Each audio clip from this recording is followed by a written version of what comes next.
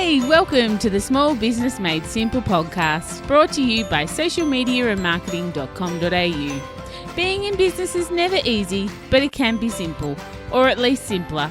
Join me, your host Jen Donovan, every week where we focus on marketing, social media, and working towards simplifying your business. You with me? Let's do this.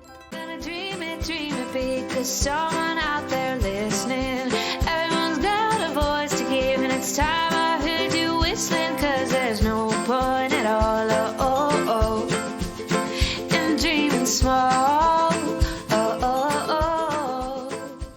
Hey there, and welcome to episode 32 of the Small Business Made Simple podcast. Thank you so much for lending me your ears today. I know you have lots of choices out there, and I sincerely appreciate you making me one of them. Today's topic on the podcast is all about Facebook ads and the top 3 mistakes I see people making when they do their Facebook ads. In fact, this episode is sponsored by my new ebook, The Ultimate Beginner's Guide to Facebook Ads. You can get it right now by going to socialmediaandmarketing.com.au/ads. Facebook ads can be so highly targeted, and we can put our ad pretty much in front of the people we know will buy our product or whatever that call to action is that you've used inside the ad. They are really quite brilliant, and as marketers, we haven't really had access to such targeting as far as ads and marketing goes like ever. And just a heads up, you are in the business of marketing. If you are in business, then you are in the business of marketing. Just letting you know. But Facebook ads, or insert Instagram, LinkedIn, Google, can be a massive suck of your hard-earned money. And it happens really, really quickly if you haven't got your eye on the ball. So that's what we're really talking about today. The things that I think you need to keep your eye on before you take on social media ads or while the ads are running. And frankly, most of my points relate to any marketing or any advertising online or offline. So even if you've never done a Facebook ad or a social media ad before, listen in, because I'm sure there's some gold for you. But of course, let's dig into our discovery of the week. This week's discovery is actually not something I use, but it is something I've discovered. I don't use it because I'm a massive fan of LinkedIn and I use that platform really well. But I know that LinkedIn's not for everyone. And whether it's because you're concentrating on other social media sites or whether you just can't seem to work LinkedIn into your marketing strategy, and that's okay, but I would also encourage you to go back and listen to episodes 20 and 30 all about LinkedIn. But if LinkedIn perhaps isn't for you, then this little website that I found, it's called about.me. So about, ABOUT.me, about.me. And it's a place where you can go and basically get an About Me page. Why would you want to do it? Well, I think the biggest place I can see its use is in your email signature. How many emails do you send in a day that perhaps if there was a call to action of get to know me better with your About Me page, it would give readers that little bit extra to do and a little bit extra to get to know you. I think it would be really sensational for professionals like real estate agents or solicitors or even personal trainers and people who have a side hustle. The possibilities are really endless. It's free, but of course there is always a paid option if you decide to go down that track. So if you're not a fan of LinkedIn, maybe you don't have a website, or maybe you're not the business owner, then maybe this about.me page is exactly what you need and exactly what you've been looking for. As always, just a little disclaimer, my discoveries are just that, and I am in no way affiliated with any of them, and I promise to tell you if I ever am. I just love them. Things like this I think are problem solving and can make your life just a little bit simpler in business. If you have one, I'd love to hear about it. Send me an email, Jen@JenDonovan, or tag me at Small Business Made Simple. I would really love to know the tools that you're using in your life to make your business life simpler. But let's head into today's episode, Facebook ads and the 3 mistakes you need to stop making. As I said in the intro, Facebook ads are seriously powerful. They are gosh damn powerful. They are also a really great suck of your money if you're not careful and if you don't know what you're doing. There's 3 mistakes I see online marketers, yep, that's you, no quibbling. You are an online marketer if you're on social media and you're marketing. But there are 3 mistakes I see people making constantly with their ads. And frankly, the first one I see people making offline as well, but it's just so important. The first one is start with the end in mind. It's so important. I just want to yell it from the rooftops. And it's in capital letters in my show notes. It's just not another quote or another motivational saying. One day I'll do an episode all about quotes and inspirational sayings that have helped me to get where I am today. But this is certainly a massive one. If you know the goal, you know the road to the goal. If you don't know the goal, then how on earth will you ever know if you are being successful or not? If you run a Facebook ad, say for 5 days with a budget of $10 a day, after day 5, when you get X result, whatever that result is, if you haven't set any parameters around it or you haven't set any goals around it before you started, like, saying what you want to achieve, then how do you measure that $50 as a success or failure? But let's go a little bit deeper with Facebook ads and starting with the end in mind. If you've ever looked at Ads Manager, you'll know one of the first things you need to do when you're setting up a Facebook ads is choose an objective, which an outcome or a goal. If you haven't got the end in mind, the end goal, then how will you even choose where to start? How will you even choose an objective straight up? I think you'll get stuck right here at the beginning of a Facebook ad if you don't actually know where you want the ad to take you, if you don't actually know what the end goal of the ad is. And there's 11 objectives to choose from. 13 if you count that engagement has 3 different options. So this is mistake number 1, the thing that trips so many online marketers up. And before we go on to option 2, I just wanted to make the point that the goal doesn't have to be money. If I spend $50 on Facebook ads, will I get $100 back into my business? The goal doesn't need to look like that. The goal might be around increasing subscribers to your email list or get X amount of people through your bricks and mortar door, or have X amount of people engage with my ad, commenting, liking, whatever the goal is. Just make sure you set one and you set it at the start. You start any Facebook ad, insert Instagram, LinkedIn, Google, with the end in mind. The second thing that I see small business owners getting wrong with their Facebook ads is the wrong message to the wrong audience at the wrong time. Now, I know that's extremely negative statement, and I am sorry, but I was actually going for drama. Lots of Facebook ad experts talk about targeting, making sure you know who your who is and who you're targeting, and know your ideal client avatar and all of that. And trust me, it is crucially important that you know all this. But something not enough Facebook experts talk about is knowing where your client sits when it comes to their buying journey with you.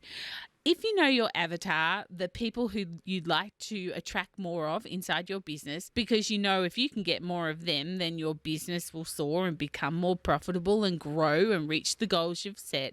But within those avatars, there's actually 3 different audience types. And this is a thing that not enough people talk about. The audience types are cold audiences, warm audiences, and hot audiences. Cold audiences are people who have never heard of you or your brand. They have never had an interaction with you.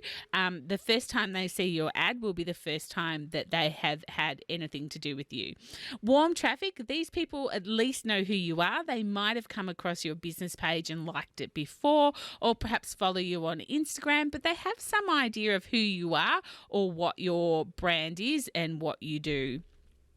Hot traffic, well, these people are your fans. They are engaged with you on social media. They're possibly on your email list, or they might have even purchased from you in the past. So even though you know your avatar, you need to make sure that you're serving the right ad to the right person with the right call to action as to where they are on their buyer's journey. Of course, the buyer's journey being from learning who you are to actually buying something from you. There's no use serving an ad to completely cold traffic saying, click here to buy my $1,000 program.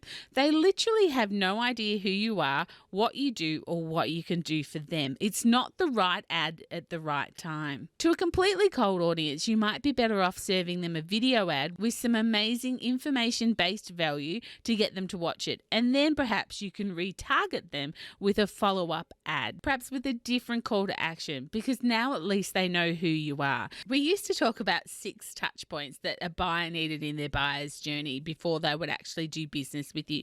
But now with the internet and in 2019, it's probably more like 12 interactions. So they need 12 touch points with you. So you can see how you can warm a cold audience up and make them into hot traffic so that then they will buy from you.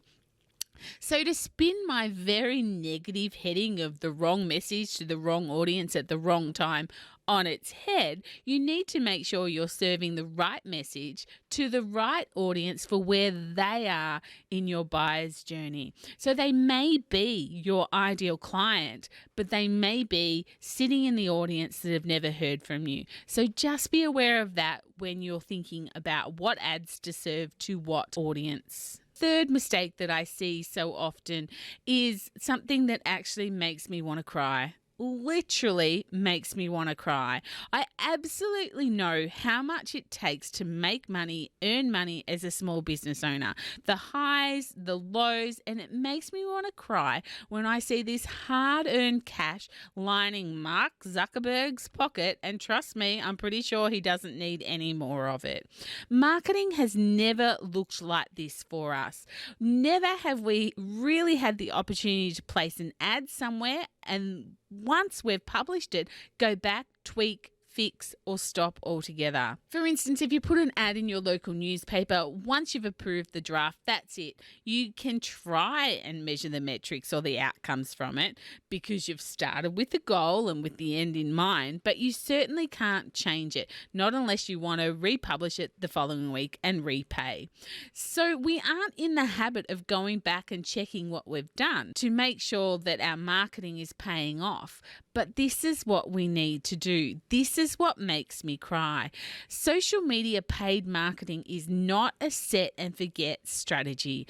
This sentence is in capitals for emphasis. When you place an ad on Facebook or Google or Instagram or LinkedIn or wherever you're placing it online, please, oh please go back in about 48 hours to 72 hours and check it. Depending on what platform and the targeting required is to how long you need to wait. Make sure it's hitting the goals you set for it. Make sure it's working, and if not, switch it off altogether or edit it and set it going again. When I say you need to give it 2 or 3 days or 48 to 72 hours, depending on the targeting, it's because, like, if we take Facebook ads, for instance, if you've asked it to target women between the age of 26 and 54 who live within a 50-mile radius of your business, who like cats and dogs but hate birds, just for instance, well, you need to give the algorithm a couple of days to actually find those people. The more targeted, the more time it's needed perhaps,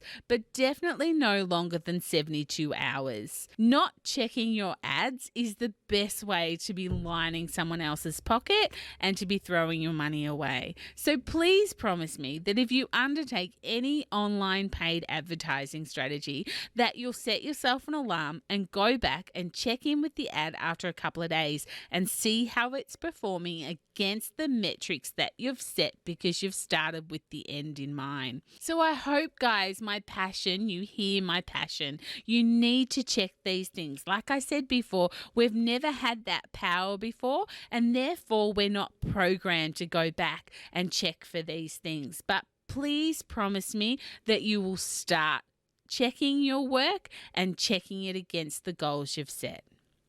If you've never run a Facebook ad before, or maybe you have with no success, or maybe you simply get confused every time you try, and creating engaging, lead generating, sales driven ad copy drives you insane, then perhaps you need to download my Ultimate Beginner's Guide to Facebook Ads. Again, it's at socialmediamarketing.com.au/ads.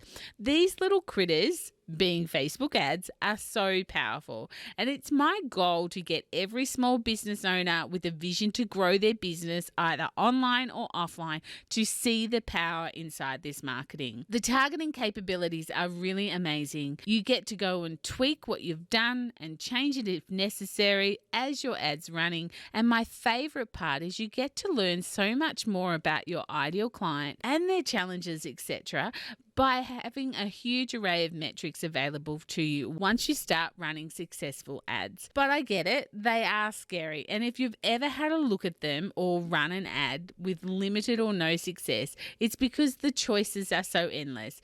And if you haven't done your research, it's easy to get it wrong.